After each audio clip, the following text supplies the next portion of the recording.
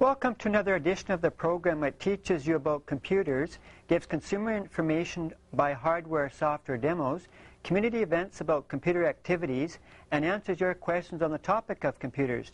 Tonight, you're in for a treat, as I'm going to have a very different show, not directly related to computers, but to the area of holography, television, and virtuality technology. To give you a bit of background about the presentation, a new type of exhibit came to the Red River X this year in the Winnipeg Arena.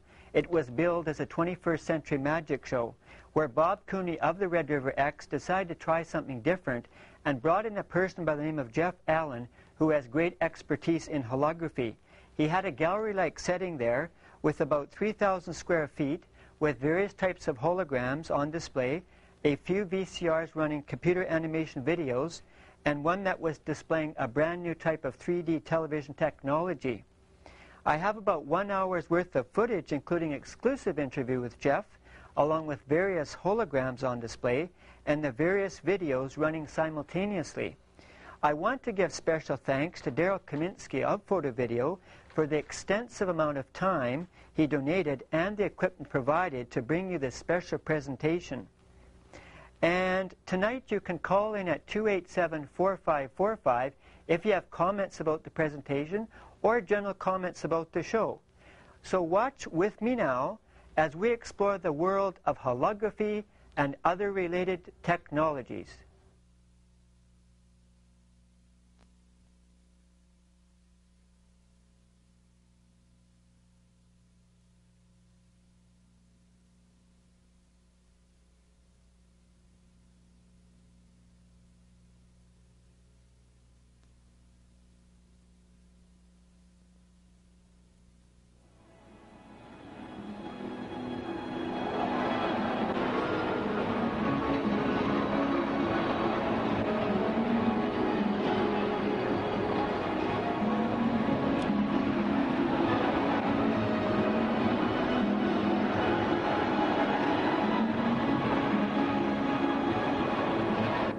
Hello, this is Barry Copus with All About Computers. I'm reporting this year from the Red River X. It's June the 25th, about mid-afternoon.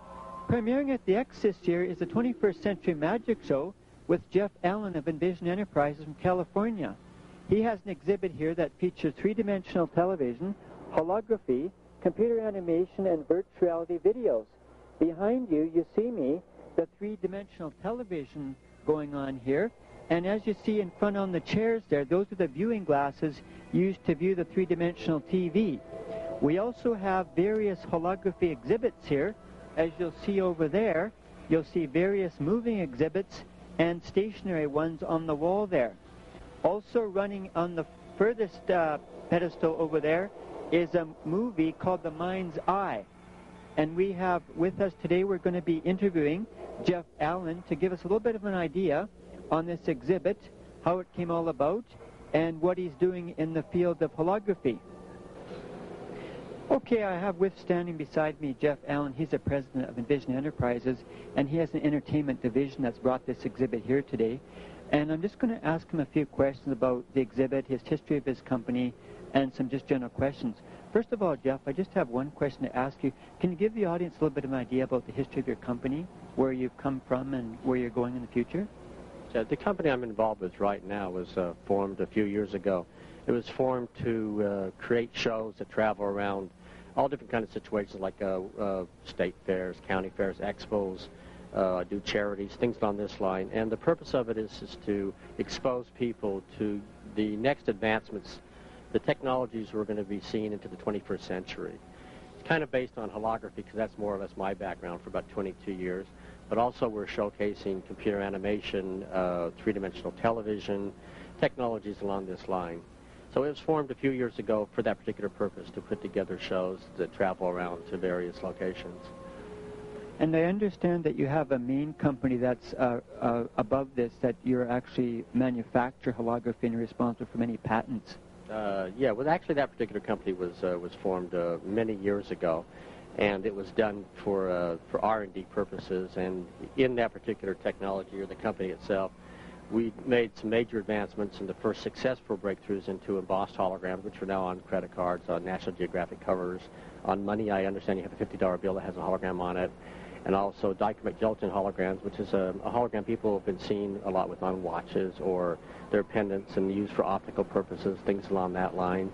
And so that particular company was an R&D one. The other company is more like a parent company now, where we're doing things like designs for amusement park rides and product development, and also including the interactive entertainment division, which is our entertainment show division. How did you decide to get into the area of holography? What was your interest there, and why did you pick this area? Well, I used to be into a music promotion before 22 years ago, and one of the individuals that I used for some of the light shows, his name was Mike Foster, and in the course of my interaction with him, found out that he had a lot of inventions that I thought were very heavy, very beyond innovative, and we formed a partnership to pursue the marketing and promotion of those inventions. And in the course of that, we saw a hologram, and that just kind of basically changed our direction. We jumped into that, and I had mentioned earlier, through our working within holography, we made some of the major breakthroughs with it. I've been reading that the technology of holography is not that new. It's quite old technology. Would you say that people's awareness is now being piqued as far as they wonder what it's all about, and they're taking a better interest in it now? Yeah, I wouldn't say it's being peaked, because there's still a lot of people who haven't seen the holograms on that line, but there certainly is a general awareness. I've, in my shows this last year, probably had about maybe 3 or 4 million people go through my exhibit, so I have been seeing a lot of reaction to it. And as of about 3 years ago, some people still didn't know what the word hologram was, but they maybe seen a hologram on the National Geographic cover. Now they come into the exhibit saying, oh, holography, holograms. They know what the word is, right? So so the awareness of the public is definitely stronger now and very general, right? But as far as peaking, they still haven't really even seen the tip of the iceberg. I guess most people, when they think of the holograms, they think of the ones like you mentioned on the credit cards and the National Geographic magazines. You've got some very unique holograms here today I've never seen myself before, and they're very interesting. How do you, can you talk about those in a way? Yeah, well, the main difference is most of the holograms that have come out have been, or the people have seen, have been the ones that have been mass-produced. So they've been kind of like small in size, such as the credit cards are obviously really small. National Geographic are somewhat larger than that, right? But they're all embossed in that. The one I've been having, that I'm showing here, are things like life-size holograms that have sharks, multi-channel holograms with the shark. You walk past it actually comes out at you. Holograms that exist out in space. So when you actually, you can put your hand through the image, but you look into the image and the microscope actually works. Full-color holograms, holographic movies,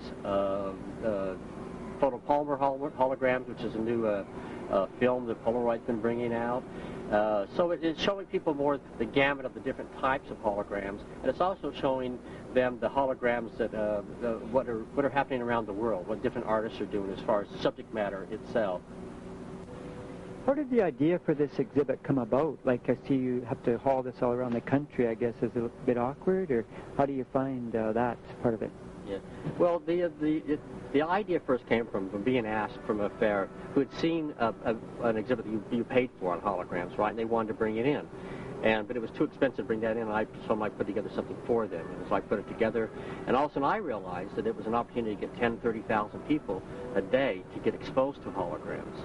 And so when I realized that, I decided to get into it more on a full-time basis, and mainly just to try to increase the public awareness for what's happening with the technology so we can move on to the next stages of it. Can you give us a little bit of an idea for the people that don't know, explain in simple terms what holography is compared to something that we know what is? Okay. Well, let's just say what a photograph is. Basically, it's an image, a two-dimensional representation of shades and contrasts and shape. And from that, we interpret what that image is. In fact, we're not born with the ability to read a photograph. It's like language. We have to interpret it. What a hologram does is found a way through laser light to record the actual light information coming off of objects and then play it back. So when you see a hologram, you not only see a three-dimensional image of the object, because you're seeing the light of that object as if it was there. You're also able to get parallax by looking around it, right? So it's almost like looking out a window to see the object. So a hologram gives you reconstructs the visual reality of an object you're seeing. What would some of the different applications of these holograms be? I know you mentioned one is the credit card to prevent fraud, but what other ones realistically, besides entertainment, would be used holograms? Okay, well, the categories are things like anything from like point-of-purchase displays, packaging materials, portraits of people. There's fashion. There's holographic fabric now. There's opticals, like your supermarket checkout scanners, right? That uses a holographic lens to guide the laser light. Heads-up displays, interferometer tests when they're used for manufacturing, medical uses, optics. I mean, it just goes on. Plus, we're still actually at a stage where we're still inventing what holography is. And so some of the applications we're not even understanding right now, you know. I was also reading in a little booklet you've given to me about that it's going to be used to store information on holograms for computer information. Yeah, holograms have the ability to record about 10 to the 9th power, 10 billion bits of information per square inch. So it's an incredible density of information. So it will be used as far as computer storage, or it'll also be used as far as another method of storage of information is we can actually, because we can change the reference angle of when we're making the hologram, have like a whole magazine on one sheet of plastic, right? So, and as you turn the magazine like this, you could have like the front page of the magazine, the cover, right? You turn to the next one, you have a whole page of written information. You turn again, you could have a hologram in there. You could turn again, you could have a movie, and then another page of information, right? All on one particular plate, like it could be a newspaper or a magazine, all on one sheet of paper. We figure about maybe 220 pages of information. So that's not a computer, it's still another method of storage. Okay, we were talking about some of the reaction and comments that people have made about the show. Can you give us any reaction that people have said about the show so far? Yeah, one thing I'd like to preface with that is what I've been noticing too. It seems like it doesn't matter what the age of the audience is, right? I mean, kids 2 years old are looking amazed, and they're taking their hands and throwing it through the holograms and everything up to 70, 80. I think that's kind of a unique perspective about holography. The fact that it's not a generation situation. Everybody's still in that new amazement, right? But a lot of the comments have just been how amazing they are, and their facial expressions is what I see almost universal. And I'd say 99% of the people who come in here look incredible. They just think the whole thing is just amazing. And when you're seeing three-dimensional reality that doesn't exist there, it's a particular perspective they have to go through. Well, excuse me. I'm with All About Computers. I'm doing a special on this exhibit. Just wondering if you might get a few reactions from the exhibit. What you think of it? Oh, well, very good. So far. I've been through the whole thing. Have you ever seen exhibits in holography before at all, or do you know what it is? First time. Yeah. Well, how do you do that? I was wondering if I could get your reaction to this exhibit. Have you seen something like this before? Yes, I saw it in Banff about 10 years ago or more. What kind of exhibit was over there? It was a single display in a jewelry store window. It was very impressive. Everybody that came along stopped, or did a double take, and went back to have a second look. So they were awestruck by it. Yes, they were.